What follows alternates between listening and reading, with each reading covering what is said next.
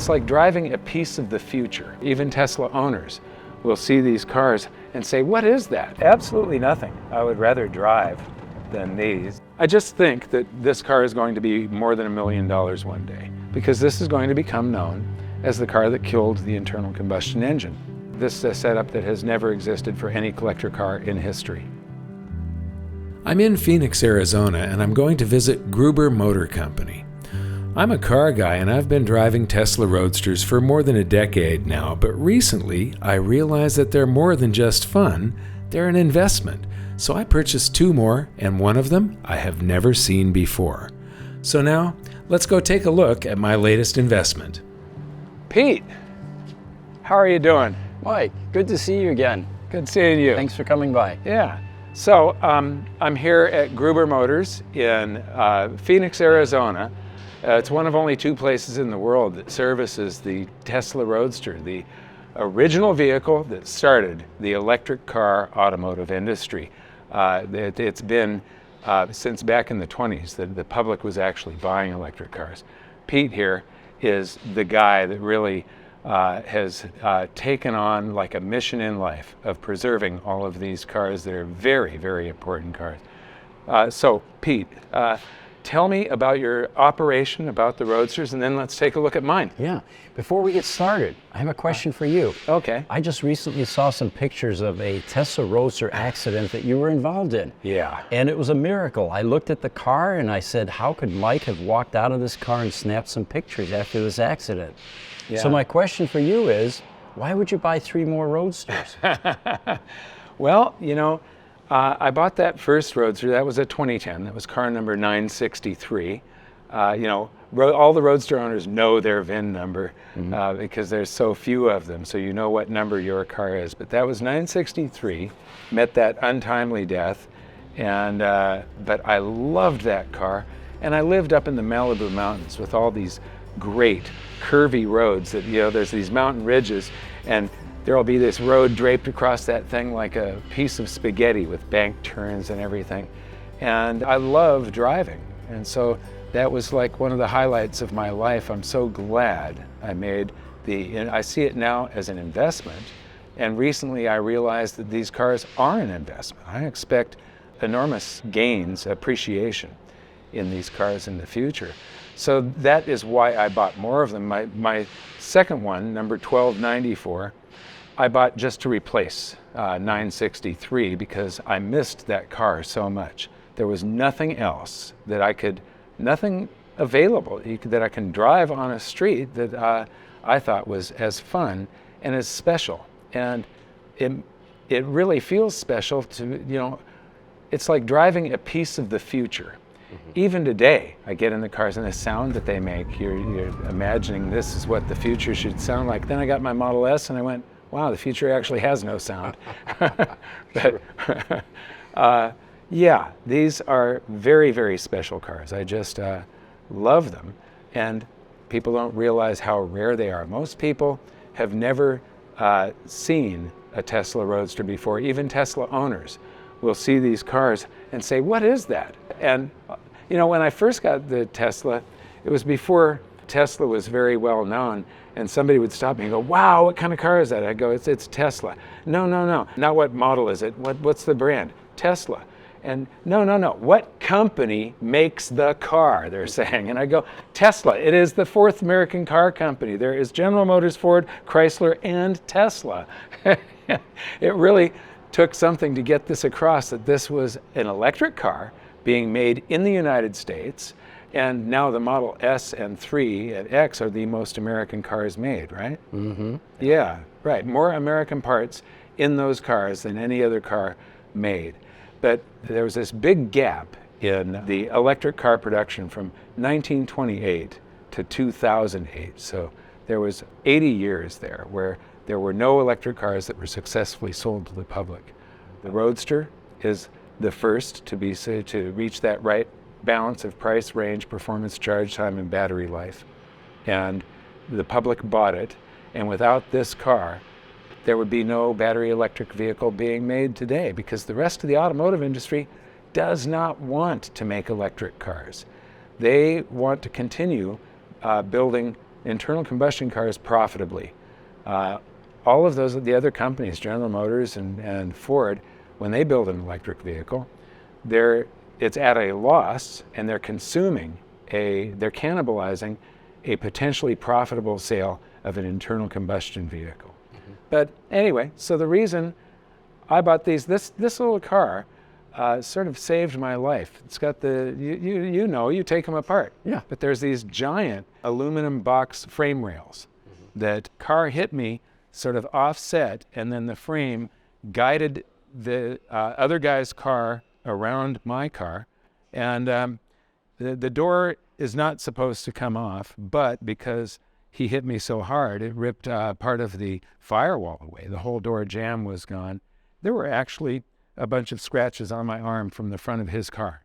That's how his car brushed my arm at 50 miles an hour. Amazing. Yeah. So anyway, show me my cars. We are very honored that you have chosen our company to maintain your cars and service them, and you're one of our best customers.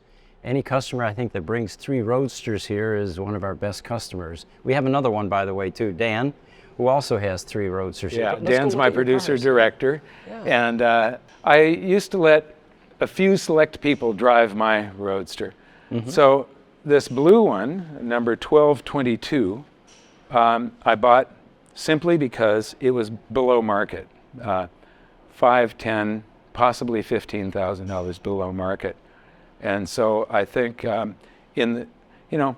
have 2 types of investment bets now. For years, my only investment was crisis investing, getting ready for the next financial crisis. And so more than half of my net worth is in precious metals. But now I'm doing what's called if you're an options investor, you would call it a straddle, betting that it'll go up or it'll go down is what options are. I'm either betting on a crisis or a very bright future for humanity. This is my bright future, one of my bright future bets. So one of the things that we do, of course, is we have the Roadster Matchmaking service, and you're one of the investors that actually triggered a purchase before we even got it to social media. We have about 340 now pre-qualified buyers on that list, and when it gets sent out, sometimes those buyers immediately contact the seller before we even have a chance to advertise it. And it sounds like that's what you did with this car. Yes, as soon as I got your email, I called this guy and said, I'll take it. That was simple. Then I flew there and saw it because I could tell from all the photos and the battery condition that this was going to be a good car. And then I realized that these are really an investment, and I've let all of my insiders, which are clients that they get to find out what I'm doing with my investments. And I let them know about this a few months ago, and now we are, I'm finally getting to see this car. This is a car I've never seen. Yeah. And this one I paid a little bit over market for, but there was a reason. So what makes this car so unique? I know the answer, but I wanted you to tell me. It has just over 1,300 miles on it. It's radiant red, which is one of the higher demand colors, and it hasn't got it's only got a couple of scratches underneath the front lip from coming out of a driveway. Other than that, it's a museum piece. I'm really interested to see the difference between driving this one and driving this one. I did had a lot of work done on this one. You'll notice when I hit the like that fender there, and then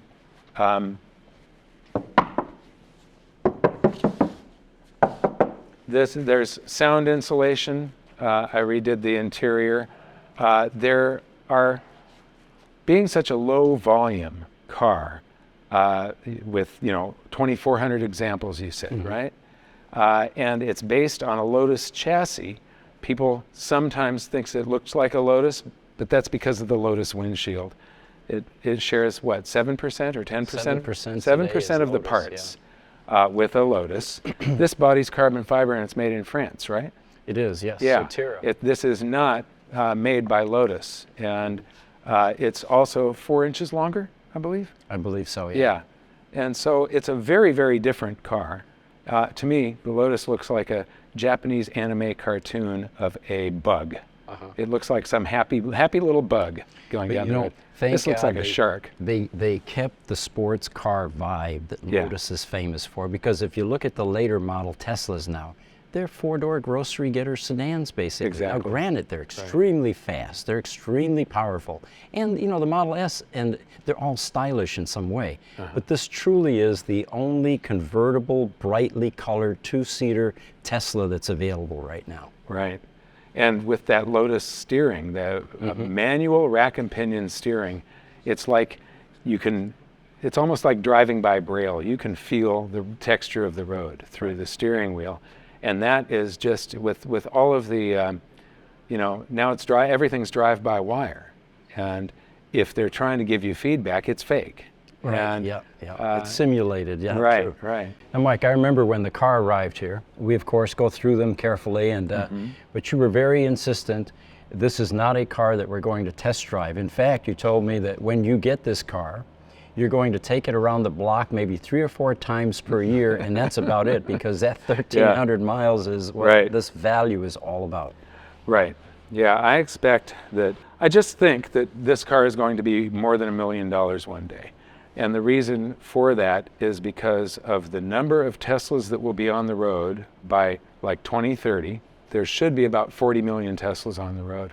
And if a certain percentage of those owners have serious resources, there will be another percentage of those that then are car people, and a certain percentage of those that will actually want to acquire the funnest Tesla, the original Tesla, and one of the 4 really important cars in history that changed the automotive industry, because this is going to become known as the car that killed the internal combustion engine. And so I'm seeing it as there might be a market crash and a dip coming up, and then you'll see some people that have a lot of toys. They need to get liquid because all of their investments are on the side where they go down in a crisis. So they need to get liquid, and a lot of their toys it'll be throwing the baby out with the bathwater. They're going to, if there's a bad crash, you might see a few deals on these out there. But after that is over, when the economy comes back and everything, I think that this is going to be one of the best performing collector cars available when it comes to the appreciation, simply because of the story behind them. Now, Mike, you're probably aware of this, and it wasn't intentional, as you've said, but you do have a Patriotic Series of Roadsters. We have red, white, and blue. The final one here is white, yes. Yes, this one was my daily driver from 2011 to 2017 when I moved to Puerto Rico. And this one, I'm not as concerned about the appreciation, because I decided a long time ago I'm going to die with this car. It's not for sale. I did some modifications to it to make it safer, to make it more comfortable, and they're modifications that most people would not be able to see. There's the headlights on these were somewhat insufficient. Up in the Malibu mountains, go into a hairpin turn, and the headlights are set so deeply into the body that they don't shine to the sides.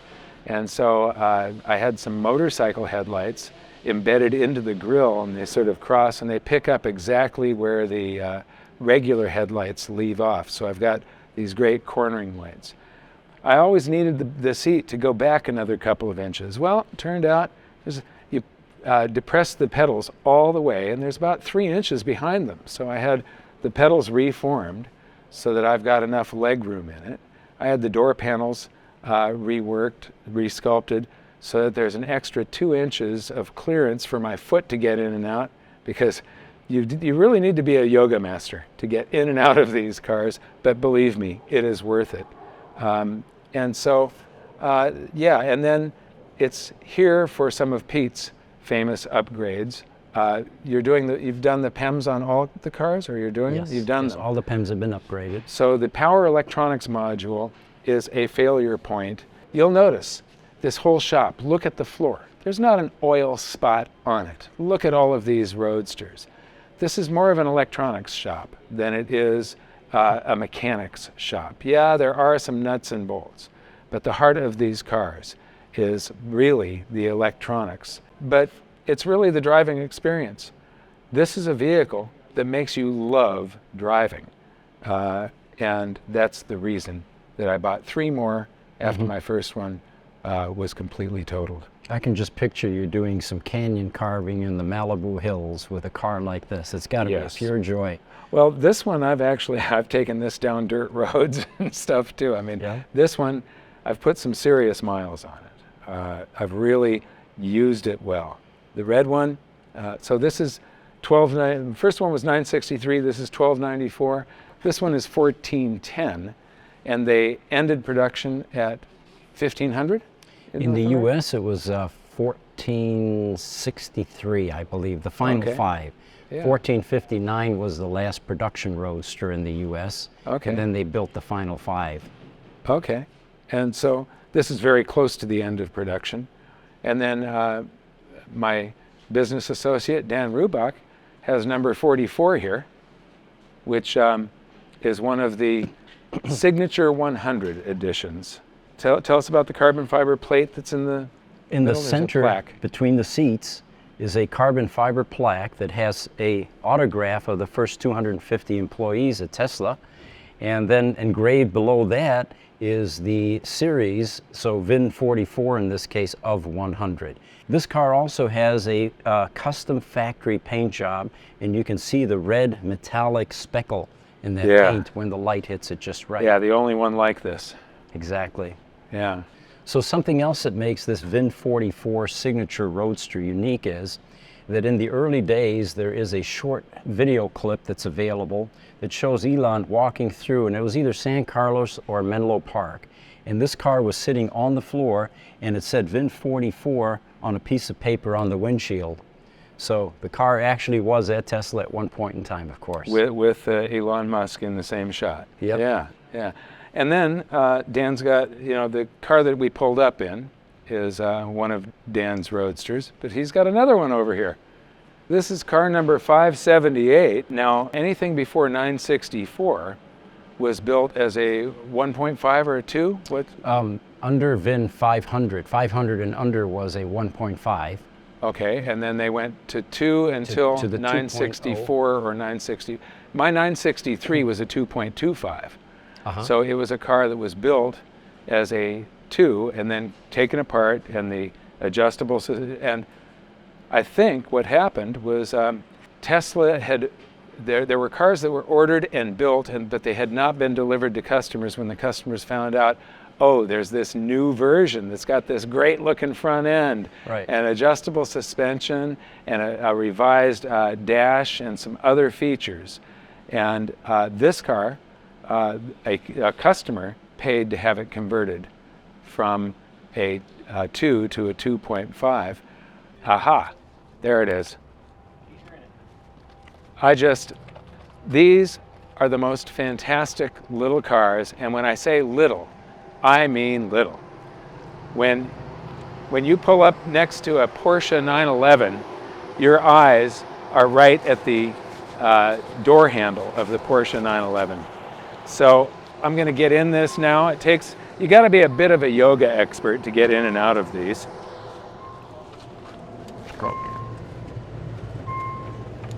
You sort of fall into it. So this is a 2.5 Roadster. They did a redesign. There was about 500 that are this really aggressive looking front end and adjustable suspension. Quite a few improvements in them. And then they've got this great push button transmission, and then they're silent as you pull away. And I've given hundreds of people rides in my Roadster, and I probably let a few hundred people drive my Model S, but they've got amazing acceleration. Oh, this one's in max range mode. I'm going to change it to performance because max range.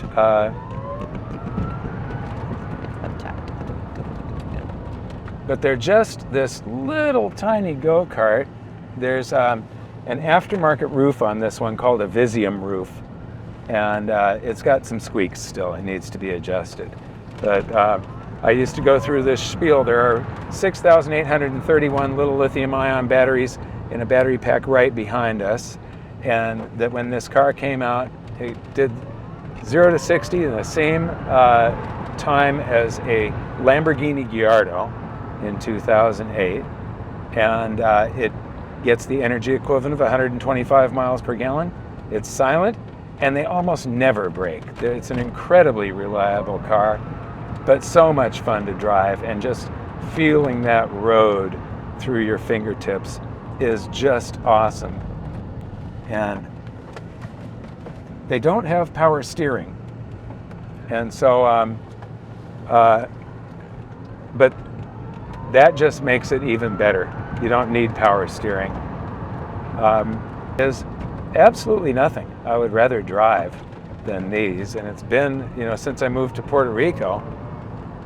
My white one has been on the mainland, so I haven't really driven one of these much since moving to Puerto Rico, and that was that was 7 years ago. And I can't wait to get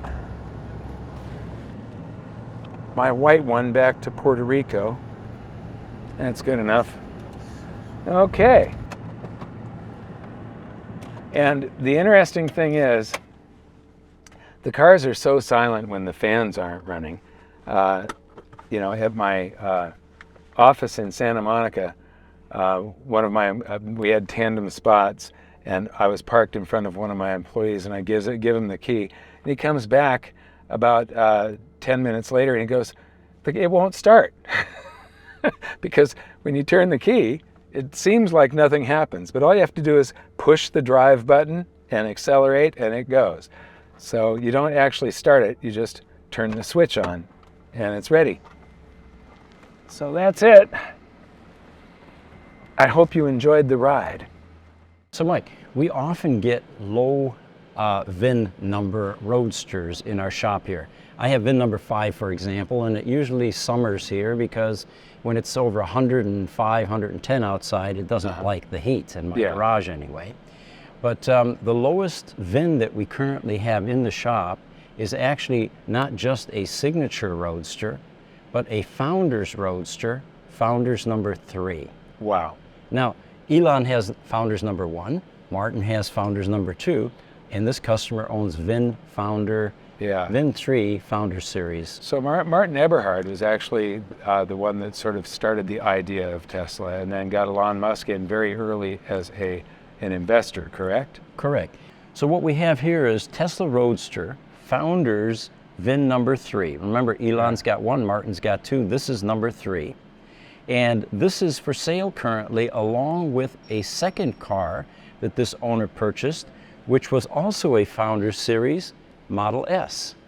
So what we have here is a pair of matching Founder Series 3 Model S and Roadster in virtually the same color.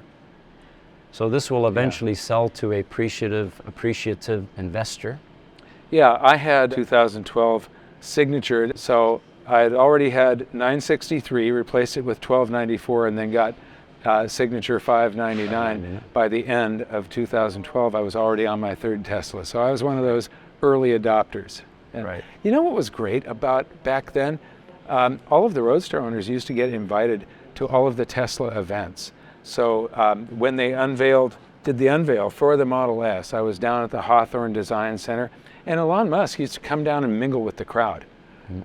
He'd do a stage presentation, but then he'd be available for people to talk to for the next couple of hours. It was really something. So I saw the unveil of the supercharger network, the Model X. Yeah, so it was great. It was like a private club. When I went to the unveil of the Model S, there was maybe 100 Roadsters in the parking lot, and people would fly in from all over the world. You had Roadster owners coming in from Japan and Saudi Arabia, and there were a lot of Roadsters in Norway. They did a lot of cold weather testing when they were developing the prototypes, and the Norwegians, I think, just fell in love with these cars, right? For some reason, Norway has a a disproportionate population of roadsters. There's an affinity for EVs there. In fact, Yes, I there think is. they are the top ranking country for EV ownership. at this EV point. adoption, yeah, percentage-wise, right. So both of these cars are available on our website under Roadster Matchmaking. For those of you that are into investing, this kind of a deal will never come along again. Right. These are the early founders, 3 cars being sold as a set. Yeah, and like I said, look at some of the numbers behind this. The numbers are, there's most likely going to be about 40 million Teslas on the road by the end of this decade.